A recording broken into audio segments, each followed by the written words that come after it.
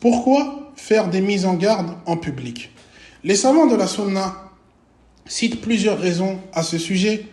Dès lors qu'une personne, par exemple, a été conseillée à maintes reprises en secret au sujet d'actes concernant autrui, qu'elle s'est ensuite entêtée, qu'elle ne s'est nullement réformée, mais bien au contraire, il convient à ce moment-là de mettre en garde contre cette dernière, et ce, pour plusieurs raisons.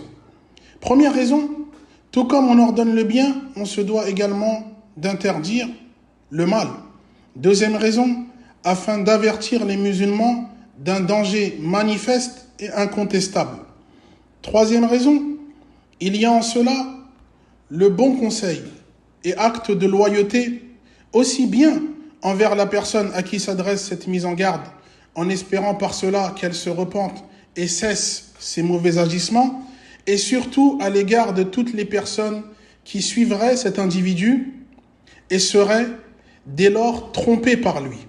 Allah dit dans Sourate Al-Imran, Sourate 3, verset 110, كنتم خير أمة أخرجت للناس تأمرون بالمعروف وتنهون عن المنكر وتؤمنون بالله. Vous êtes la meilleure communauté suscitée pour les hommes. Vous commandez le bien, interdisez le mal et croyez en Allah. Et Allah dit toujours en cette sourate, verset 104, وَلْتَكُمْ مِنْكُمْ أُمَّةٌ يَدْعُونَ إِلَى الْخَيْرِ وَيَأْمُرُونَ بِالْمَعْرُوفِ وَيَنْهَوْنَ عَنِ الْمُنْكَرِ وَأُولَٰئِكَ هُمُ الْمُفْلِحُونَ. Qu'un groupe d'entre vous appelle au bien, ordonne ce qui est approuvé et interdise ce qui est réprouvé. Et ce sont eux qui réussissent. Et Allah dit dans Sourate Al-Hajj, Sourate 22, Sourate le pèlerinage, verset 41, الذين إن مكناهم في الأرض أقاموا الصلاة وآتوا الزكاة وأمروا بالمعروف ونهوا عن المنكر ولله عاقبة الأمور. Nous faisons triompher ceux qui, si nous leur accordons le pouvoir sur terre, observent la prière, acquittent la zakat, ordonnent le bien et interdisent le mal. À Allah seul appartient l'issue finale de toute chose.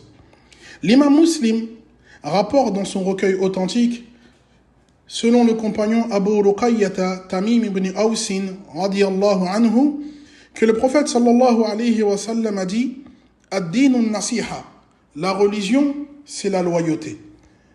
Et dans certaines versions du hadith, le prophète sallallahu alayhi wa sallam répéta cette phrase à 3 reprises, afin d'accentuer au sujet de l'importance de cela.